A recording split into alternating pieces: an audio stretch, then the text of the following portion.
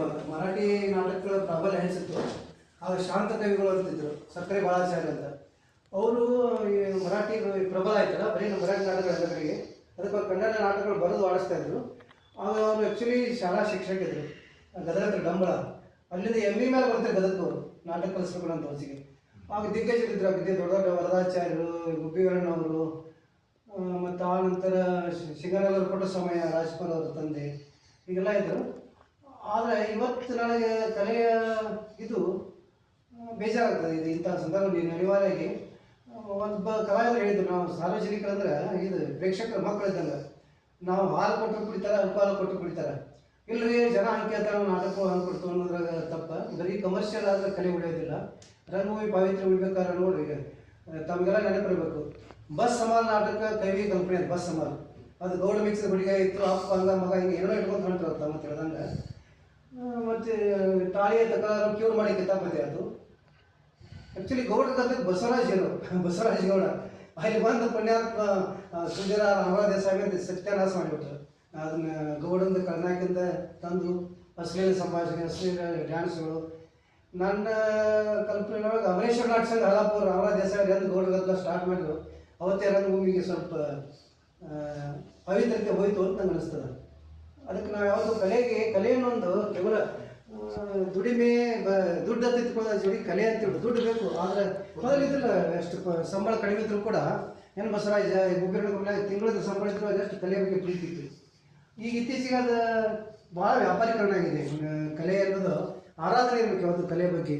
ಬರೀ ಅದನ್ನು ಹಣಕ್ಕಾಗಿ ನೋಡಿದರೆ ಯಾವ ಕಲೆಯೂ ಬದುಕಿ ಉಳಿಯೋದಿಲ್ಲ. ನಾನು ಬಿಟ್ಟು ಹೋದರೆ ಸಂಜೆ ನಾಟಕ ಬಂದಾಗತ್ತೈತೆ ಗೊತ್ತಿದ್ರು ಕಲಾವಿದರು ಬಿಟ್ಟು ಹೋಗುವಂಥ ಕೆಲವೊಬ್ಬರು ಪರಿಪಾಠದ ಅದು ಹೋಗಬೇಕು. ಕಲೆಯ ಮೇಲೆ ಭಕ್ತಿ ಬೇಕು.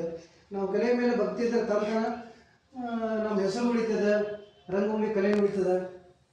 ಮತ್ತು ಯಾವ್ಯಾವ ಹೆಸರು ಇರ್ತವೆ ನಾವು ಜನರನ್ನು ಆಕರ್ಷಣೆ ಮಾಡಿಸಲಾಗಿ, ಅದು ಏನು ಆಗ್ತಿಲ್ಲ. ಅದು ನೋಡಿರಿ, ಈಗ ಹೇಳೋ ಅವಶ್ಯಕತೆ ಇಲ್ಲ. ದಿನ ನೀವು ವಾಟ್ಸಪ್ ನೋಡ್ತಿರ್ತೀರಿ, ಎಲ್ಲ ಇದು ಮಾಡ್ತಿರ್ತೀರಿ. ಅದಕ್ಕಾಗಿ ಆದಷ್ಟು ನಾವು ಕಲೆಯ ಜೊತೆಗೆ ಮತ್ತು ನಾವು ಕಲಾವಿದರಿಗೆ ಗೌರವ ಕೊಡೋಕೆ ಕಲ್ಕೋಬೇಕು. ಕಲಾವಿದರಿಗೆ ನಾವು ಮನುಷ್ಯ ಬೇಜಾರಾಗ್ತದೆ. ಒಂದ್ಸಲ ಚಿತ್ರಜಾರ ಕಾಮಿಡಿ ಪಾರ್ಟ್ ಮಾಡೋ ಪುಣ್ಯಾತ್ಮ ಅಂತ ಈಗ ಇಬ್ಬರು ಮಾತಾಡೋರು, ಈಗಿನ ಯಾರು 300 ರೂಪಾಯಿ ಕೊಟ್ಟು ಕರ್ಕೊಂಡು ಹೋಗ್ರಂತ. ಮತ್ತು ಎಲ್ಲಿ ಹೋಗಿ ರಂಗಭೂಮಿ ಈಗ ನಾವು ಕಲಾವಿದ್ರೆ ಹೆಣ್ಮಕ್ಳಿಗೆ ಗೌರವ ಕೊಡಲಿಲ್ಲ ಅಂದ್ರೆ ಮತ್ತು ಮಂದಿ ಮತ್ತು ನಮ್ಮನ್ನು ಕೀಳಾಗಿ ನೋಡೋರು ಸಹಜತಿ. ಅವಳು ಸುಮ್ಮಿರ್ತಾಳೆ ಪಾಪ, ಯಾಕೋ ಇನ್ನಂತಿ ನಾಟಕ ಡೈಲಾಗ್ ಬಿಟ್ಟು ನನಗೆ ಕೆಟ್ಟ ಮಾತಾಡೋಲ್ಲ. ಅದ್ರ ನಾ ಯಾರು ಹಿಂಗೆ ಮಾತಾಡ್ತಾವ ಅಂತೇಳಿ ಪಾಪ ಹೆಣ್ಮಕ್ಳು ಏನು ಮಾಡ್ತಾರೆ ಹಂಗಂದ್ರೆ ಒಳಗೆ ಬೇಯ್ತಾರೆ. ಇಲ್ಲಾಂದ್ರೆ ಮತ್ತೆ ಸಿಗು ಪಾತ್ರ ಸಿಗೋದಿಲ್ಲ, ಮತ್ತು ಹೊಟ್ಟೆ ಓದ್ತೀವಿ ಪಾಪ. ಹೀಗಾಗಿ ಎಲ್ಲ ದುಃಖ ನಮ್ಗೆ ಇದು ಮಾಡ್ತಾರಂತೆ.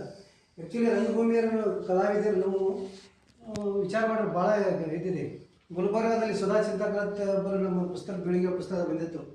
ಅವ್ರು ನಾಟಕ ಮಾಡೋಕೆ ಒಂದು ಹಳ್ಳಿಗೆ ಹೋಗಿದ್ರತ್ತಲ್ಲಿ. ಹಳ್ಳಿಗೆ ಹೋದಾಗ ಅಲ್ಲಿ ಇದ್ರಿಗೆ ಬೇಕಾದ್ರೆ ಅದು ಎಲ್ಲಿ ಹೊಂಟಿದ್ರೆ ಕೇಳಬೇಕು, ಈ ಊರಾಗ ನಾಟಕ ಐತಿರುತ್ತೆ, ಈ ಊರಿಗೆ ಭಿಕ್ಷಾ ಹೇಳೋಕೆ ಯಾರು ಬರೋದಲ್ಲ, ನೀವು ಯಾರು ಬಂದ್ರಿ ಅಂದ್ರೆ ಅವ್ರು ಅಷ್ಟು ಮಂದಿ ದುಷ್ಟರ ಅಂತೇಳಿ ಹೆಂಗೂ ಬಂದೀವಿ ನಾಟಕ ಮಿಷನ್ ಹೋಗುತ್ತೆ ಹೋಗ್ಬಿಟ್ಟಾರೆ.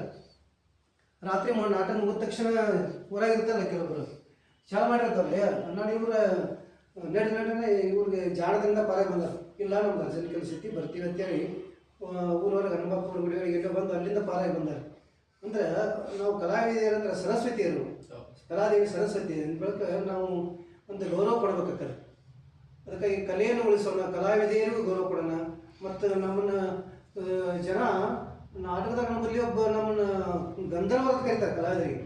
ನಾವು ಈಗ ಹೆಂಗೇನು ಒಂದು ಹಿರಿಯರು ಗಂಧರ್ವ ಅಂತಿಲ್ಲ, ಗಂಧರ್ವರಾಗಿ ಸರಸ್ವತಿಯರಾಗಿ ಕಲೆಗೆ ಗೌರವ ಕೊಡೋಣ. ಮತ್ತು ಸಮಾಜಕ್ಕೆ ಒಳ್ಳೊಳ್ಳೆಯ ಸಂದೇಶವಿರೋಂಥ ನಾಟಕಗಳು ಕೊಡೋಣ, ಅಶ್ಲೀಲ ಸಂಭಾಷಣೆ ಕಡಿಮೆ ಮಾಡೋಣ.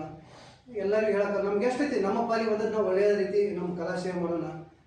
ಅದರಿಂದ ಸಮಾಜಕ್ಕೆ ಒಂದು ಏನಂಚೂರು ಬದಲಾವಣೆ ಆಗುವಂಥದ್ದು ಶಕ್ತಿ ನಾಟಕಗಳಿಗಿದೆ. ನಿಜವಾದ ದೊಡ್ಡ ಯೂನಿವರ್ಸಿಟಿ ಅದು, ಕಲೀಲಾರದವ್ರು ಮುಟ್ಟೋದ ನಾಟಕ ಮಾತ್ರ. ಅಂಥದ್ದೊಂದು ನಾವು ಪವಿತ್ರವಾದ ರಂಗಭೂಮಿ ಕಲೆಯಿಂದ ಒಂದು ಪವಿತ್ರವಾದ ಸಮಾಜ ನಿರ್ಮಾಣ ಮಾಡಬೇಕು ಅನ್ನುವಂಥದ್ದು ನಮ್ಮಲ್ಲಿ ಹಂಬಲ ಅಥವಾ ಗುರಿ ಇರಬೇಕು. ಆ ನಿಟ್ಟಿನಲ್ಲಿ ಎಲ್ಲ ಕಲಾವಿದರು ಪ್ರಯತ್ನ ಮಾಡಲಿ ಅಂತ ನಾನು ತುಂಬ ಸಣ್ಣವನು, ಅಷ್ಟು ದೊಡ್ಡ ನಾಟಕರಲ್ಲ. ಒಂದು ರಂಗಭೂಮಿ ಮೇಲೆ ಭಕ್ತಿ ಮಾತ್ರ ಇದೆ. ನನಗೆ ಭಕ್ತಿ ಯಾರಿಗೆ ಕೆಲವು ಅದನ್ನು ಗರ್ವತ ಹೆಮ್ಮೆದೆ ಆಗ್ತದೆ.